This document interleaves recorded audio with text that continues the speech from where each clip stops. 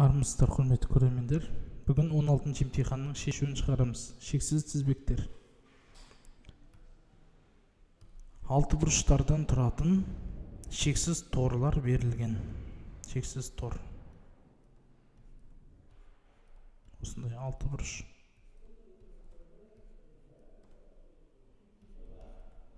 И бұл кете береді ары қарай.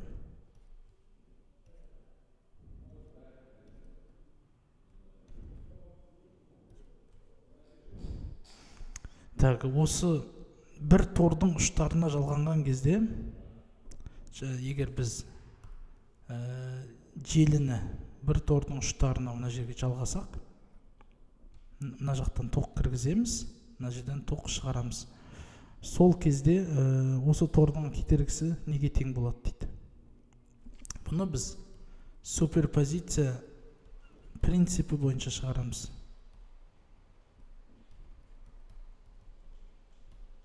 Бастапқы және соңғы жағдайды жеке-жеке қарастырамыз. Бастапқы жағдайда мына нүктеге, соны А нүктесі болса, А нүктесіне үш жақтан керісінше кіретті тоқ үш жаққа қарай шығады ғой. Яғни тоқ ай деген тоқ ай бөлінген үш болып кетеді.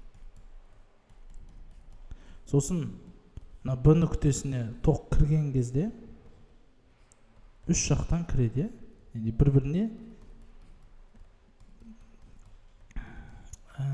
бұл шексіз болғандықтан осындай позицияны принципті суперпозиция қолдан аламыз.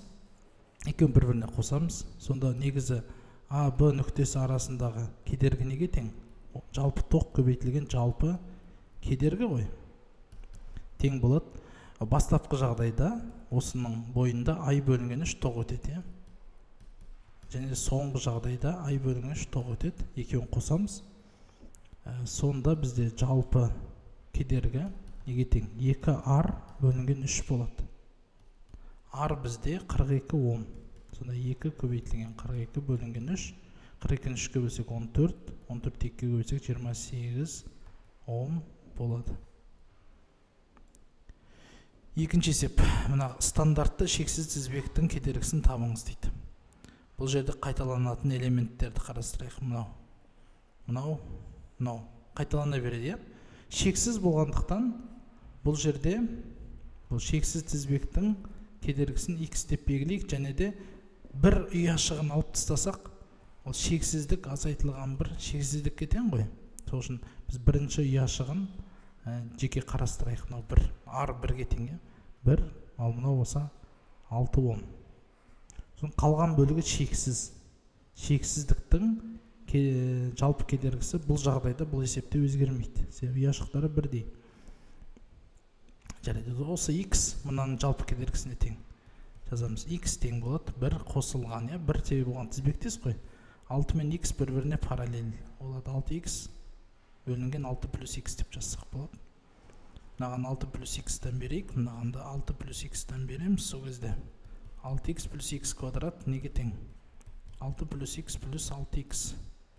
6x қысқарады, сонда x квадрат азайтылған x азайтылған 6 тең 0-ге.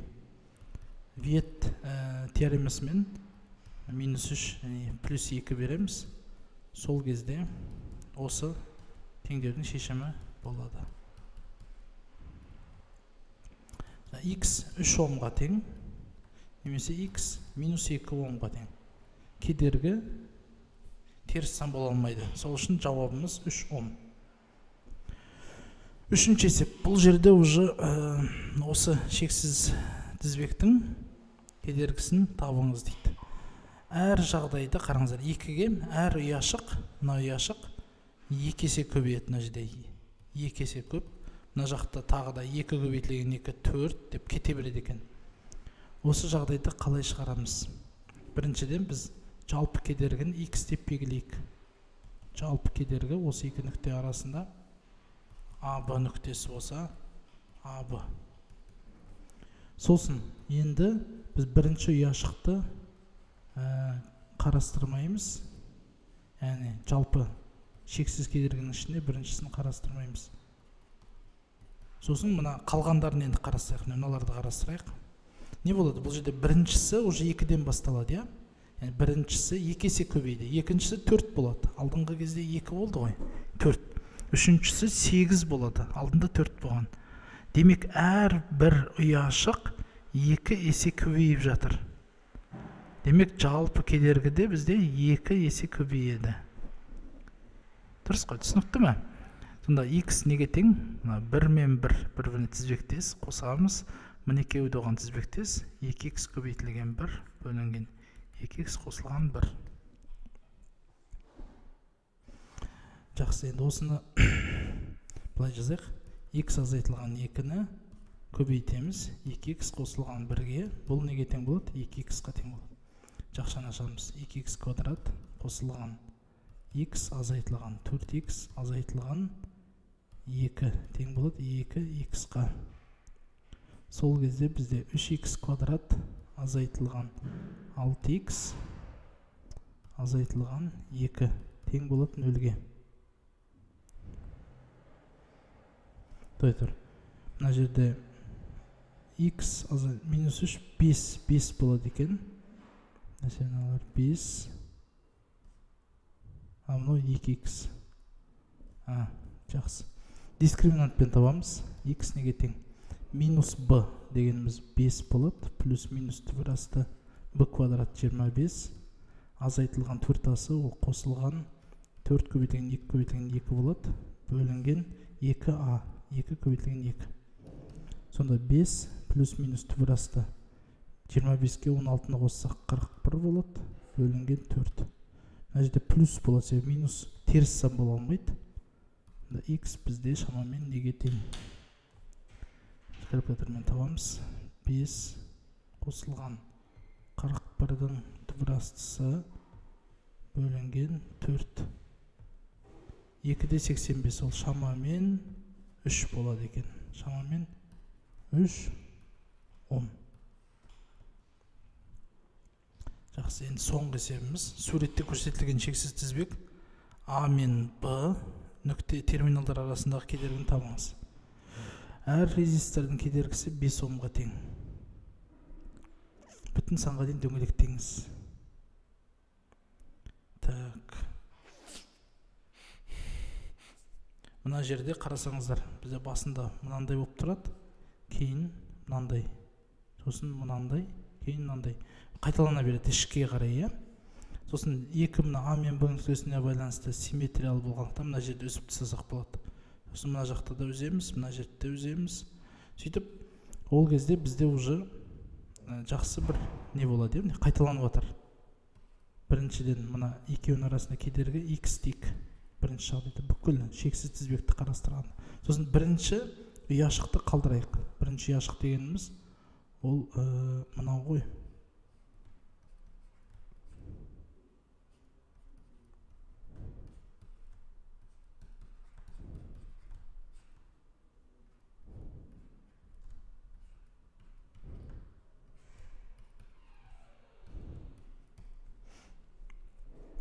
Мыналар R және R.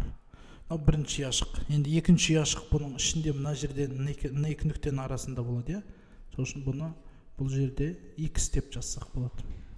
Яғни ішінде шексіз азайтылған X ол шексіздікке тең.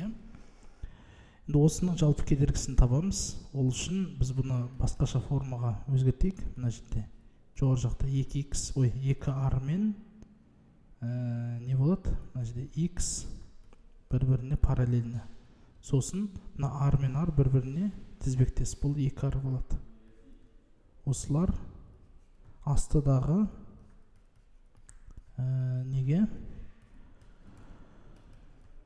2R-ға параллельні. 2R дегеніміз 10 болады. Так что давайте жазайық мынаны. Бір бөлінген, яғни мынаны барлығы неге тең? Бір бөлінген X-қа тең болады. Бір бөлінген 2R. Мынау, сосын мыналар оған параллельні. Бір бөлінген 2R дегеніміз 10 қосылған. Бір бөлінген 10, 10-ды қосамыз. 10 көбейтілген X бөлінген 10 қосылған X-қа. Мынаған 10 қосылған X-тан береміз. мынаған 10-нан мынаған да x-тан берейік. Сонда біз бұны былай жасақ болады. 10 азайтылған x бөлінген 10x тең болады мына жерде. 10 қосылған x бөлеміз. Так, 100 қосылған 10x плюс 10x 20x болады. Мынаны мына жерде қысқартып жіберейік. Сонда бізде мынау не шығады? Тағы бір бет қосайық. Так.